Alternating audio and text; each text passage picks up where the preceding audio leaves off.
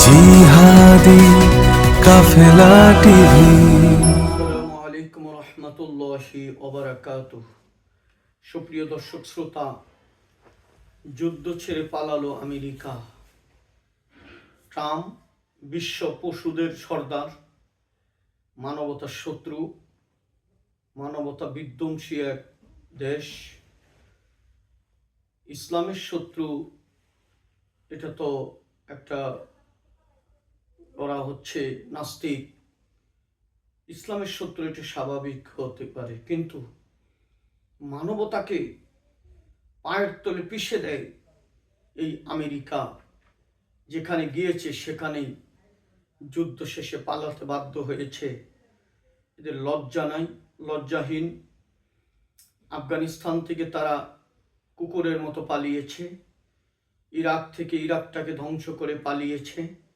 ইরানের বিরুদ্ধে লেগেছিল। ইরান তাদেরকে এমন উচিত শিক্ষা দিয়েছে যে তারা আমেরিকার সেই কুলাঙ্গার রক্তচোষা কুকুরের জনক, এই রক্তচোষা এই ডোনাল্ড ট্রাম্প, এই জানোয়ার বলেছিল আজকে রাতের মধ্যেই ইরানকে ধ্বংসের মুখে ঠেলে দিবে এবং পাথরের যুগে পাঠিয়ে দিবে। এই বাংলাদেশ সময় 6টা পর্যন্ত ছিল এই সীমানা। 6:10 আগে ও বলেছে যে 2 সপ্তাহের জন্য যুদ্ধবিরতি ঘোষণা করা হলো, আর 10 দিনের আলটিমেটাম আলোচনার জন্য 2 সপ্তাহ আমেরিকা এবং ইরান আলোচনা করে ইরান যে 10টি শর্ত দিয়েছে সে বিষয়ের উপরে আলোচনা করে একটা মীমাংসার পথে যাবে। আসলেও আমেরিকা এই যুদ্ধের থেকে কোনোভাবে পালানোর সুযোগ পাচ্ছিল না। তো তারা বলেছে যে ইরানকে এই রাতের মধ্যে পৃথিবীর মানচিত্র থেকে মুছে ফেলবে। ইরান গতকালকে হামলা করেছিল, ইসরায়েলের হামলা এবং সৌদি আরবের ঘাঁটিগুলোতে, বিভিন্ন আরব কান্ট্রির ঘাঁটিগুলোতে হামলা এমনভাবে বাড়িয়ে দিয়েছিল, ভয়ে কম্পিত হয়ে পাকিস্তান আরেকটা মুসলিম রাষ্ট্রকে দিয়ে বলিয়ে ইরানকে বলেছে যে আপনাদের এই শর্ত আমরা নিয়ে আলোচনা করব, আপাতত যুদ্ধবিরতি করুন। আরেকটা মুসলিম রাষ্ট্রের পায়ে ধরে, পাকিস্তানের পায়ে ধরে ইরানকে রাজি করিয়েছে। এই মুহূর্তে বক্তব্য হচ্ছে আরব অঞ্চল, আরব এলাকার রাষ্ট্রগুলো রাজপ্রাসাদ থেকে একটু দাঁড়ান। রাজপ্রাসাদের এই ভোগবিলাস কবরে আপনাদের জন্য জাহান্নামের বিছানা হতে পারে। আপনারা দাঁড়িয়ে যান। এই সুযোগে আমেরিকাকে বলেন আপনারা এই এলাকা থেকে চলে যান। এলাকায় কুকুরের কোনো ঘাঁটি হতে পারে না।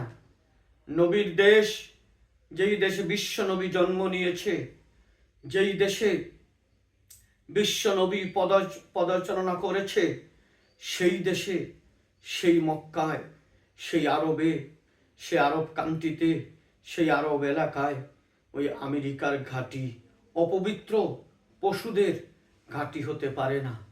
এই সুযোগে আপনারা শিয়া সুন্নি ভুলে গিয়ে শিয়ার বিচার, যদি শিয়া মতাদর্শের যদি অন্যায় হয়ে থাকে সেটা আল্লাহর কাছে বিচার হবে, কিন্তু এই শিয়া সুন্নি গোত্র দ্বন্দ্বকে ভুলে গিয়ে এই পৃথিবীর সবচাইতে বড় ইসলামের শত্রু, নবীজির শত্রু, যারা নবীজিকে কষ্ট দিয়েছে, আঘাত করেছে, ইয়াহুদ ওয়ান নাসারা, এই 2টা দল একত্রিত হয়ে যেভাবে মুসলমানদেরকে হত্যা করেছে, আপনারা এদেরকে তাড়ান।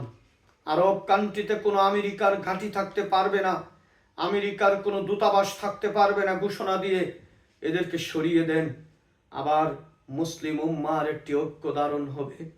কে সুন্নি, কে শিয়া, কে বুকে হাত দিয়ে নামাজ পড়ে, কে নাভিতে হাত দিয়ে নামাজ পড়ে, কে হাত ছেড়ে নামাজ পড়ে, কে জুড়ে আমিন বলে, কে আস্তে আমিন বলে, এই সমস্ত দ্বিধা দ্বন্দ্ব গোত্র, কে হুসাইনকে বেশি ভালোবাসে, কে ইয়েজিদকে বেশি ভালোবাসে, এইগুলো বন্ধ করে আপনারা আল্লাহর সেই কোরআন, আল্লাহর কোরআনের আর রসুল সাল্লাল্লাহু আলাইহি ওয়াসাল্লামের হাদিস অনুযায়ী যারা মৌলিক বিষয় ফরজ ওয়াজিব সমূহ আল্লাহর সেই বিধানকে যারা আঁকড়ে ধরেছে তাদেরকে তারা সকলেই আমরা এক।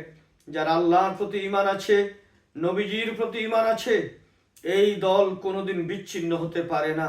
ওয়াতাসিমু বিহাবলিল্লাহি জামিআ ওয়া লা তাফাররাকু।